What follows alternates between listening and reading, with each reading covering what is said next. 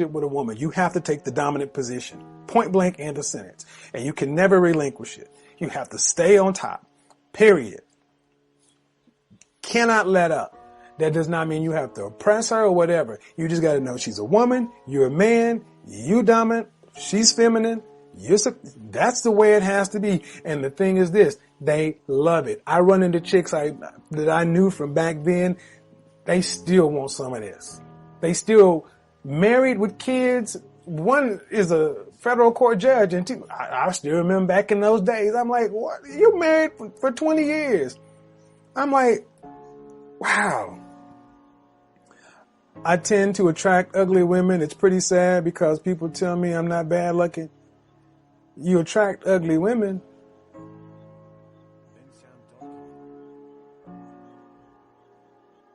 I don't know what you mean. You attract ugly women.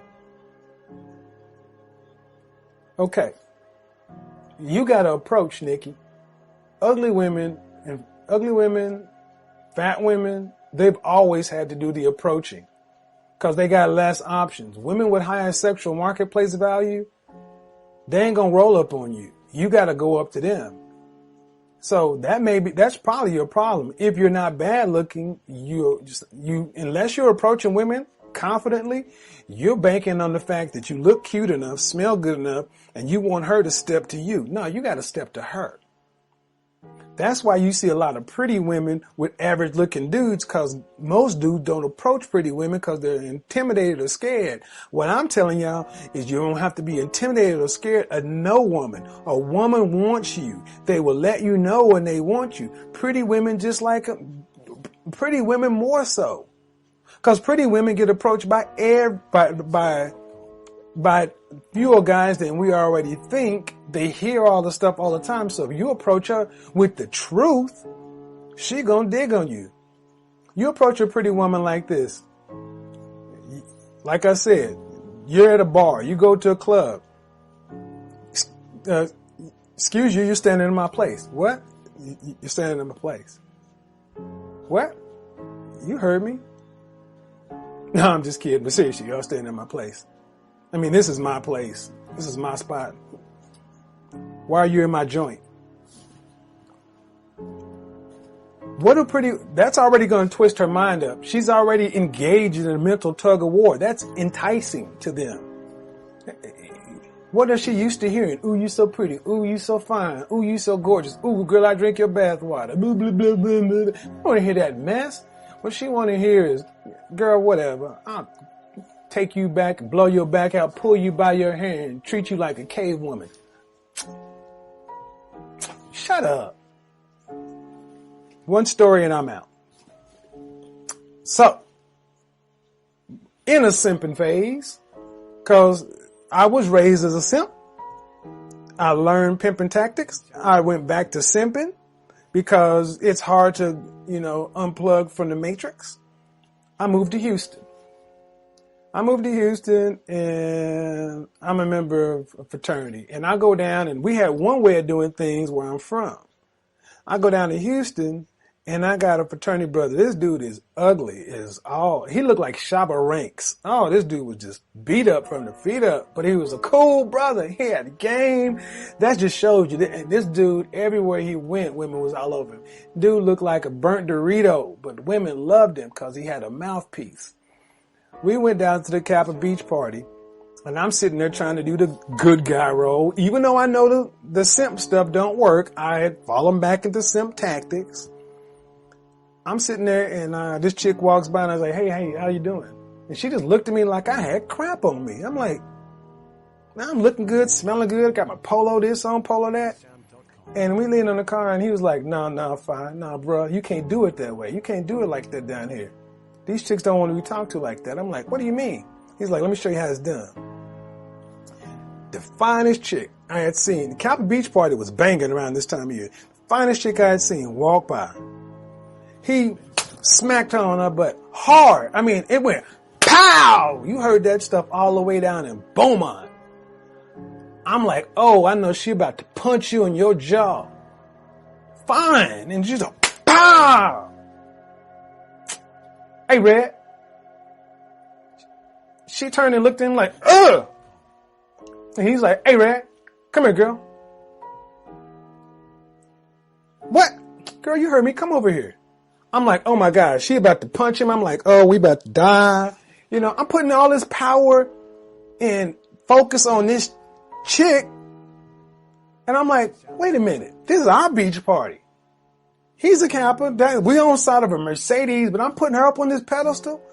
This is what I saw afterwards. What happened? She ended up walking over to him. He spit a little game to her for about 2 minutes. They roll off. He like, all right, bruh. Here's the keys to the car. We're going in her car. We're going back to her room. Finest chick on the beach. He slapped on her butt. Hey, girl, come over here. And she left with him.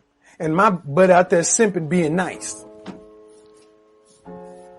Can't argue with the lived experience. That's what happened. So from that point on, I was like, oh, that's what's up. So I could either, and here's the thing as men. We resist doing things that work because we want it to work the way we want it to.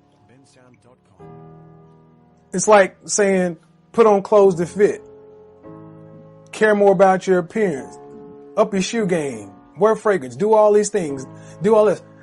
Yeah, I know all that stuff works, and I can see the data, and I can get all the references and everything else, but I ain't gonna do it that way. I'm gonna do it my way. Because men, we hard-headed. We hard-headed. We don't learn. Or we only learn the hard way.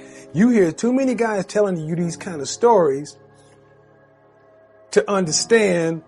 Look, men, women like dominant men, cocky men, confident men.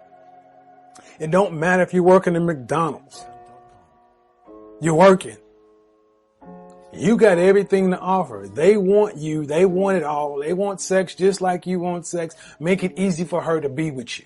It is simple as that.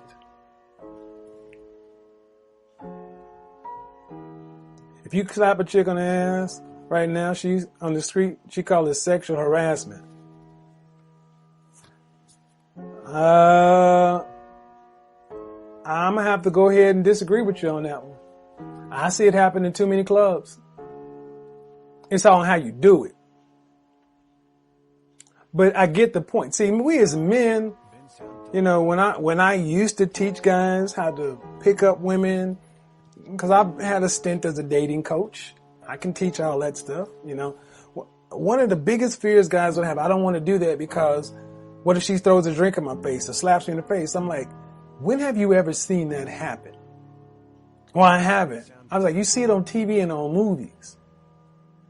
But if I'm telling you it works, you gotta, what are you gonna do? Well, I don't, see, a lot of guys are afraid of success. That's why we stay stuck. Man, if you just wear clothes that fit, it don't matter what brand it is. Man, if you just wear some fragrance, if you do this, that's why we vacillate between these simp and pimp, because a lot of us are afraid of success because we've been made to be afraid of manhood and our masculinity, but this rabbit hole can go far too deep. Suffice it to say, my uncle didn't have to think that way. My grandfather and them didn't have to think that way. That's why shows like Mad Men were so successful, because men were men and we associate. That's why shows like The Walking Dead are so successful, because you see a society where men are men. Look, I know we've been told a lot of stuff, and you know, it ain't my thing to smack a woman on her ass. I'm just saying you could do it figuratively, but you can't go upside her head figuratively. And when I tell a chick, get out of my space, you're in my space, I'm going upside her head or smacking her on her butt. I am asserting my dominance. I'm pissing on my territory. She's in my territory. If she stays, that means she wants to get pissed on. That means she wants to be with me. If she don't, she know how to leave. Women have choices. And they're not these dainty little delicate creatures who need to be saved by us. Have you